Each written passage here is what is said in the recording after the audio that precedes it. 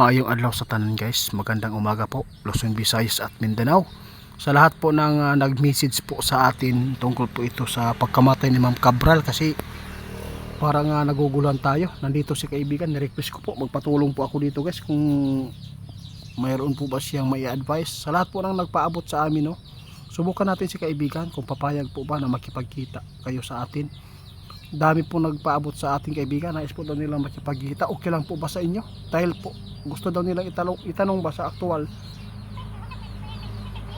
Oo, yun po ang gusto nila. Nag-chat po sa ating kagabi. Dami po nila, gusto po nilang malaman ba ang katotohanan sa pagkamatay ni Cabral. Kung totoo po ba daw na siya po yun, o kung siya man po, totoo po ba itong bumigti, o may sala rin talaga dito sa pagkamatay niya.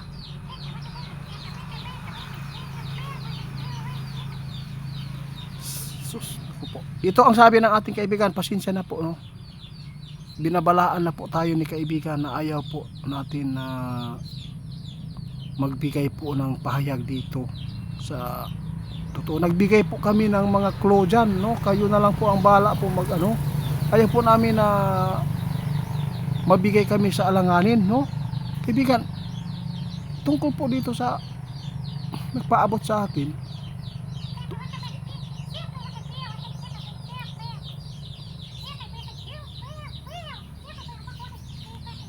ito ang sabi ng ating kaibigan.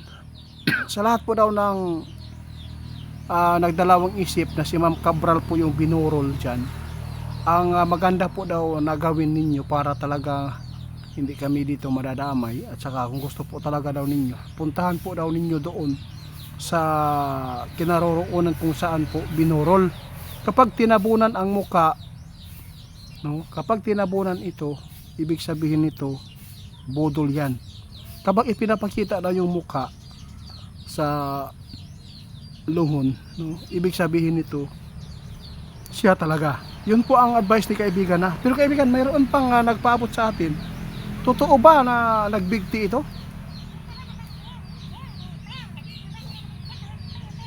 Ay, salamat po. Kapag yun po ang inyong katanungan, sasagutin na ng ating kaibigan. Okay lang po daw yan, no? Basta hindi lang po kami magkipagkita sa inyo, kaibigan.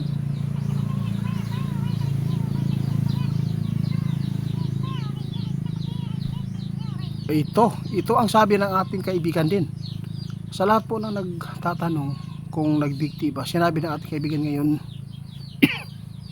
labo. Hindi po niya nakita na bumigti ito. Ibig sabihin nito, kaibigan,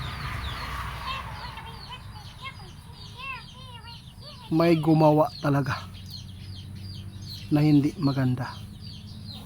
Alam po nyo guys, sinabi ng ating kaibigan na may gumawa ng hindi maganda kay Ma'am Cabral para siguro hindi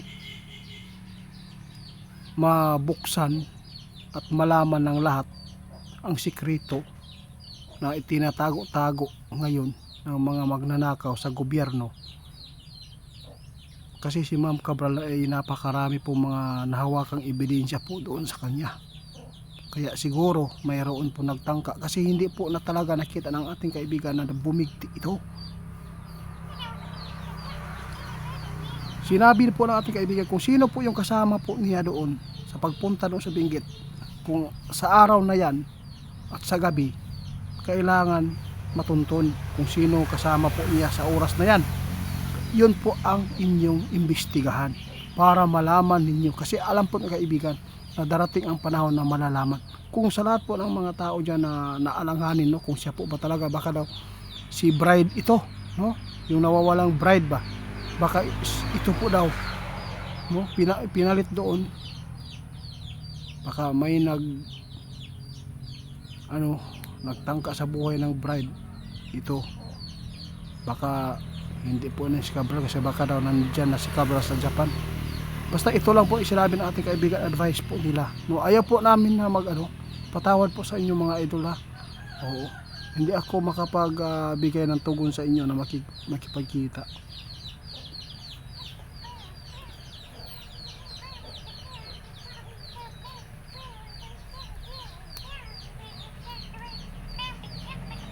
Oo, tama si kaibigan. Sa lahat lang ng mga kapapanood sa amin, kung magaling kayo umunawa sa mga ipinapaabot ko, ako nag-translate eh.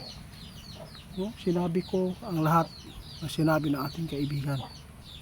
Kasi si kaibigan guys, ayaw po niya talaga na mapapahamak tayo.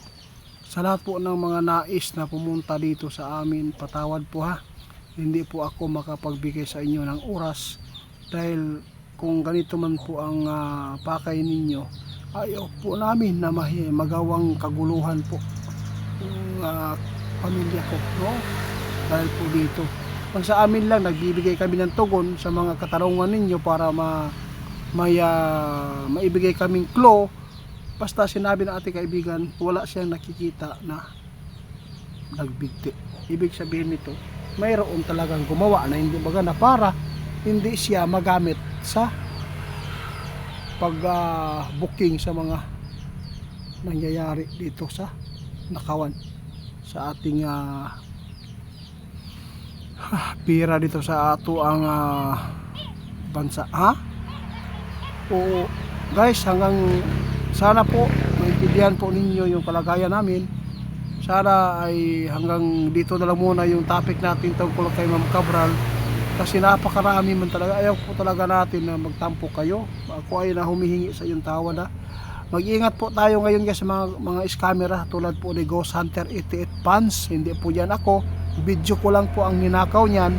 Sana po maintindihan po ninyo, si Ghost Hunter 88 Pants at si Ghost Hunter 88 Pants 2.0, hindi yan ako, scammer yan.